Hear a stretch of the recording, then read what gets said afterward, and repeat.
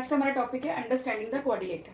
ठीक है, ये जो टॉपिक है ये क्लास 8 की मैथ्स का टॉपिक है, अंडरस्टैंडिंग द कोऑर्डिनेटर। क्लास 8 का हम देखते हैं। क्लास 8 का देखने से पहले हम थोड़ा सा बेसिक हम रिकॉल कर लेते हैं हमने प्रीवियस क्लासेस का, जब प्रीवियस लोअर क्लासेस का। ठीक है, पहले हम लाइन की बात करते हैं।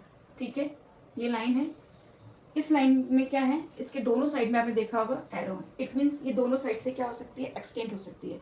ठीक है, यहाँ से हम कितनी भी एक्सटेंड कर लें, यहाँ से हम कितनी भी एक्सटेंड कर लें, यानी इन्फिनिटी है, बोथ साइड्स क्या है इसकी, इन्फिनिटी है।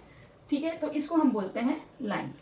ठीक है, यदि इसी लाइन पे हमने दो पॉइंट ले लिए ए और बी, यानी A B, distance A B, ये हमारा क्या कहलाता है, लाइन सेगमेंट। ठीक है, ये हमारा क्या कहलाता है, लाइन सेगमेंट। किसी भी लाइन पे यदि दो पॉइंट हमने डिनोट कर लिए ए बी, जो ये ए बी हो गया हमारा लाइन सेगमेंट हो गया। डॉट, ये यूनिवर्सल पॉइंट कहीं भी हो, ये हमारा डॉट होता है। ठीक है, एक और होता है, यदि एक साइड से तो वो फिक्स है, इस साइड से फिक्स है, किसी भी साइड से फिक्स हो सकती है, एक साइड से फिक्स है और एक साइड से वो एक्सटेंड हो सकती है इन्फिनिटी, तो इसको हम कहते हैं रे। ठीक है, ये चार चीजें समझ में आ गई। अब बात करते हैं फिगर की। मान लो मैंने ये फिगर बनाया, ये फिगर बनाया, ये फिगर बनाया। ठीक है, एक ये फिगर बनाया, एक ये फिगर बनाया। ठीक है, इन फिगर में क्या डिफरेंस है, ये जितनी भी फिगर हैं, ठीक है, ये सब क्या है, क्लोज फिगर है, और ये सब क्या है, ओपन फिगर है।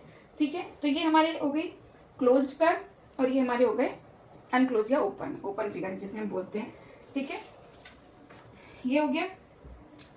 अब इसी क्लोज्ड कर्व से हम एक और बात सीखते हैं, एक नया एक टॉपिक आता है। अब आता है हमारा टॉपिक एक पॉलीगन। पॉलीगन क्या हुआ, देखो ये मैंने ड्रॉ करा, ठीक है, इस तरीके से ड्रॉ कर दिया।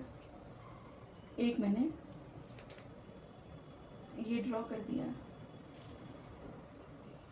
एक इस तरीके से मैंने ड्रॉ कर दिया। ठीक है, इन सब में आपने एक पॉइंट नोट करा होगा, यदि हमें फिगर को क्लोज करना है तो हमें मिनिमम 3 लाइन सेगमेंट चाहिए। क्लोज कर हमारी 4 से भी हो रही है, ठीक है,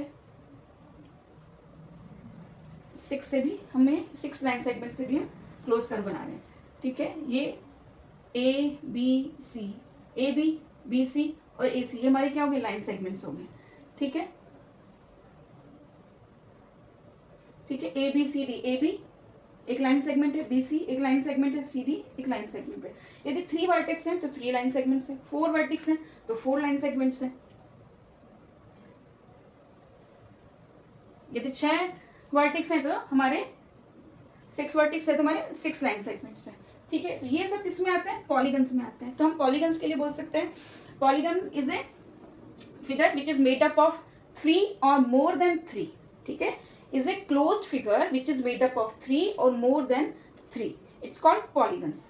ठीक है, ये पॉलीगन समझ में आ गया। पॉलीगन एक क्लोज्ड कर्व भी है जो 3 लाइन सेगमेंट्स और 3 से भी ज्यादा लाइन सेगमेंट से मिलकर बनी होती है। ठीक है, polygon is a closed curve which is made up of 3 और मोर देन 3 लाइन सेगमेंट्स। ठीक है, अब क्लासिफिकेशन ऑफ पॉलीगन्स देख लेते हैं। काफी टाइप के पॉलीगन्स होते हैं। ठीक है, यदि उसमें नंबर ऑफ वर्टेक्स देख लेते हैं, तो नंबर ऑफ वर्टेक्स, यदि नंबर ऑफ वर्टेक्स हमारे क्या है, 3 हैं, जैसे हमने ट्रायंगल की बात करी थी। ठीक है, ये भी क्लोज कर्व है और नंबर ऑफ वर्टेक्स 3 है, ए बी सी। वर्टेक्स क्या होते हैं, जहाँ 2 लाइन सेगमेंट्स आके ज्वाइंट होते हैं। ठीक है, ए बी सी 3 वर्टेक्स हैं, तो कौन सा पॉलीगन हमारा बनता है, ट्रायंगल बनता है। ठीक है, यदि नंबर ऑफ वर्टेक्स 4 हो, कुछ भी बना दो, इस टाइप से मैंने बना दिया। ठीक है, line segments A B C D, कितने वर्टेक्स हो गए, 4 वर्टेक्स हो गए। 4 वर्टेक्स हमारे क्या होता है, क्वाड्रिलेटर होता है।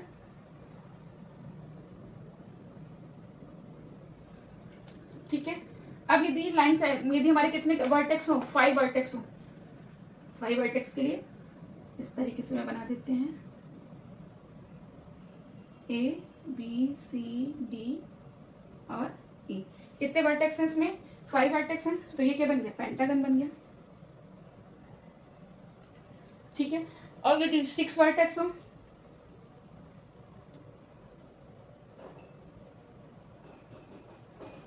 A B C D E F. तो हमारा क्या बन गया, ये हेक्सागन बन गया। ठीक है, यदि 7 होते हैं तो हेप्टागन हो जाता है, और यदि 8 होते हैं तो ऑक्टागन हो जाता है। इसी तरीके से यदि नंबर ऑफ एन वर्टेक्स हो तो हम उसको एनगन बोल देते हैं। ठीक है, पॉलीगन समझ में आ गया। पॉलीगन क्या हुआ, polygon is a closed curve which is made up of 3 और मोर देन 3 लाइन सेगमेंट्स। ठीक है, ये नंबर ऑफ, ये क्लासिफिकेशन पॉलीगन्स हो गए, किसके थ्रू क्लासिफाइड किया गया है, इनको नंबर ऑफ वर्टेक्स के थ्रू क्लासिफाइड किया गया है। यदि किसी में 3 वर्टेक्स है तो हमको ट्राइंगल्स कहेंगे, यदि किसी में 4 वर्टेक्स है तो हमारा क्वाड्रिलेटर है, यदि 5 वर्टेक्स है तो पेंटागन है, 6 वर्टेक्स है तो हेक्सागन है, यदि 7 है तो हेप्टा, 8 है तो ऑक्टा, 9 है तो नॉनागन। इस तरीके से यदि नंबर ऑफ एन वर्टेक्स है तो एनगन कहते हैं। ठीक है, इस चैप्टर में हमें क्वाड्रिलेटर से रिलेटेड हम सारी चीजें देखेंगे। तो अभी हमने क्लासिफिकेशन ऑफ पॉलीगन पढ़ा, क्योंकि क्वाड्रिलेटर भी क्या हुआ, एक पॉलीगन हुआ। कितने नंबर ऑफ वर्टेक्स हैं, जिसमें 4 नंबर ऑफ वर्टेक्स है। ठीक है, शायद लास्ट क्लास में आपने 3 वर्टेक्स पे, ट्राइंगल्स पे हम आपने प्रॉपर्टीज देखी होंगी। अब हम बात करेंगे क्वाड्रिलेटर्स की। ठीक है, क्वाड्रिलेटर्स में आगे जाने से पहले हम एक और बात कर लेते हैं। अब आता है डायगोनल।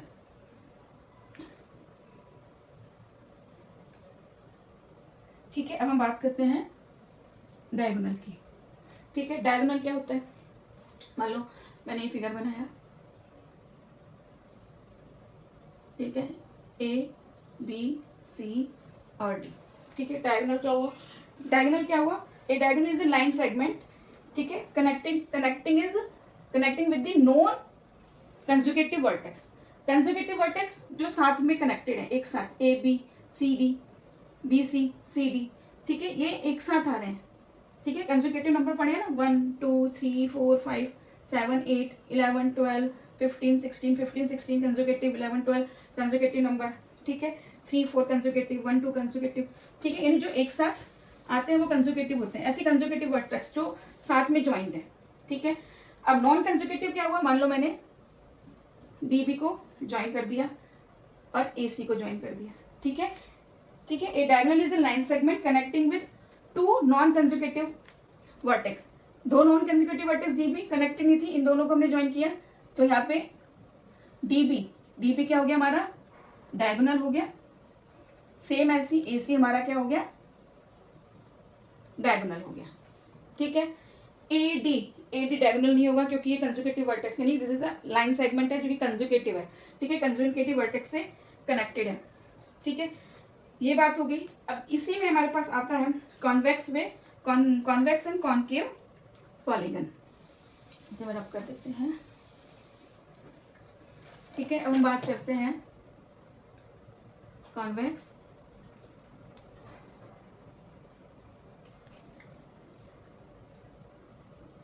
And concave polygon. ठीक है, कॉन्वेक्स में कॉन्केव पॉलीगन। इसको समझाने के लिए मैं कॉन्वेक्स के लिए एक फिगर बनाती हूँ।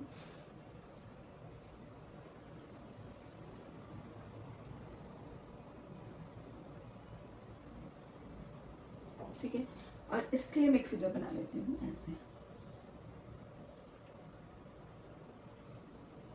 इसको मैं मार्किंग कर देते हैं, A B C D E F, A B C, line segment ये है, ए बी सी डी। ठीक है, तो हमारा जो कॉन्वेक्स पॉलीगन हुआ। ठीक है, अब कॉन्वेक्स पॉलीगन क्या होगा, यदि इसमें हम डायगोनल, यदि हम एक बनाए ई बी। ठीक है, ये हमारा नॉन क्या है, हमारा ये नॉन कंजुगेटिव वर्टेक्स है। नॉन कंजुगेटिव वर्टेक्स हमने एक डायगोनल बनाया ई बी। ठीक है, इसमें एक और डायगोनल बना देते हैं, मान लो ए डी। ठीक है, यानी इस कॉन्वेक्स पॉलीगन में जितने भी डायगोनल हैं वो सब क्या है, इंटीरियर हैं। ठीक है, ठीक है, in convex polygon every diagonal of the figure is passes through the interior vertex. ठीक है, passes through the interior points is called the convex polygon. अब इस कॉन्केव पॉलीगन की बात करते हैं। ये कॉन्केव पॉलीगन कैसे हुआ, देखो यहाँ पे ए बी जुड़ा हुआ है, एक साथ में है। ठीक है, तो ये तुम्हारा क्या नहीं हो सकता, नॉन कंजुगेटिव वर्टेक्स नहीं हो सकता। ठीक है, बी डी ये हमारा जुड़ा हुआ नहीं है। ठीक है, ये हमारा नॉन कंजुगेटिव वर्टेक्स होगा। नॉन कंजुगेटिव वर्टेक्स को यदि हमने ज्वाइन कर दिया, ठीक है, तो ये एक डायगोनल हुआ।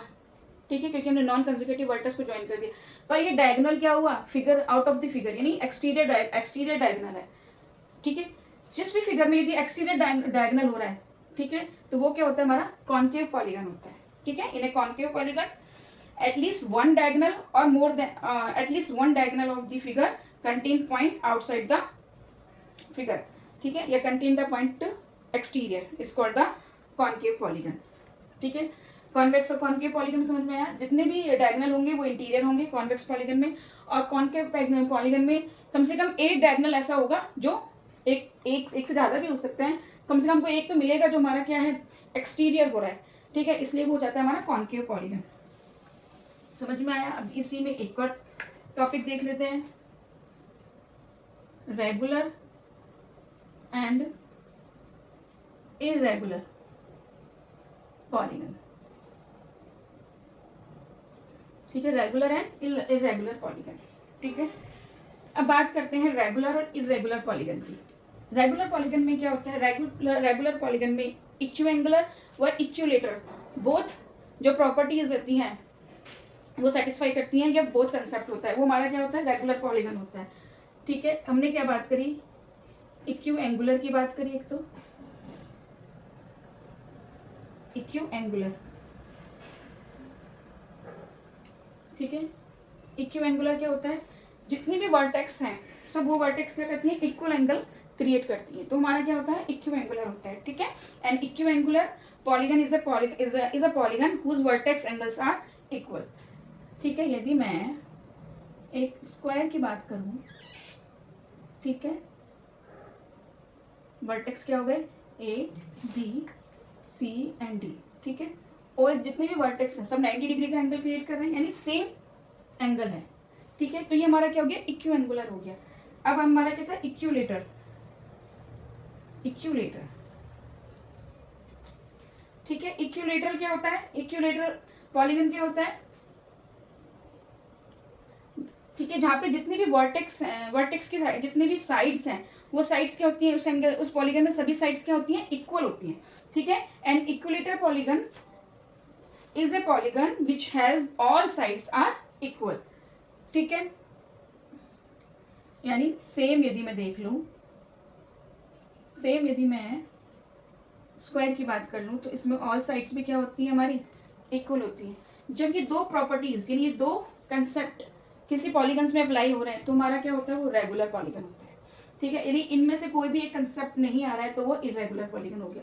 जैसे हम ट्राइंगल की बात कर लें, ट्राइंगल में साइड्स तो इक्वल हो सकती हैं पर हो सकता है एंगल इक्वल नहीं हो, ठीक है, तो ये हमारा इरेगुलर हो गया, ठीक है। स्क्वायर हमारा हमेशा क्या होता है, रेगुलर पॉलीगन होता है, साइड्स भी इक्वल होती हैं, एंगल्स भी इक्वल होते हैं, तो ये हमारा रेगुलर पॉलीगन होता है। अब यदि बात करें रेक्टेंगल की, यदि मैं यहाँ पे रेक्टेंगल एक ड्रॉ करूं, क्या रेक्टेंगल एक रेगुलर पॉलीगन है या इरेगुलर पॉलीगन है? देखो रेक्टेंगल में जितने भी एंगल्स हैं वर्टेक्स के में, ठीक है, ए बी सी डी, ठीक है, जितने भी वर्टेक्स एंगल हैं वो इक्वल हैं, पर इसमें लाइंस इक्वल नहीं है। इसमें आमने सामने की जो कहते हैं वो लाइंस तो इक्वल होती हैं, बट चारों line A B is not equal to B C, ठीक है, सेम ऐसी D C is not equal to A D, ठीक है। जो इसमें लाइंस हैं और साइड्स जो हैं वो हमारी क्या है, इक्वल नहीं है, तो हमारा रेक्टेंगल एक इरेगुलर एंगल होता है, ठीक है। यहाँ तक हो गया। नेक्स्ट क्लास में हम देखेंगे एंगल सम प्रॉपर्टीज, किस पे, क्वाड्रिलेटर पे, ठीक है। क्या देखेंगे, एंगल सम प्रॉपर्टी, ठीक है, किस पे, क्वाड्रिलेटर पे ही, क्वाड्रिलेटर की बात हो रही है तो क्वाड्रिलेटर पे ही देखेंगे, ठीक है। यदि वीडियो आपको पसंद आई है तो लाइक शेयर एंड सब्सक्राइब कीजिएगा। Thank you.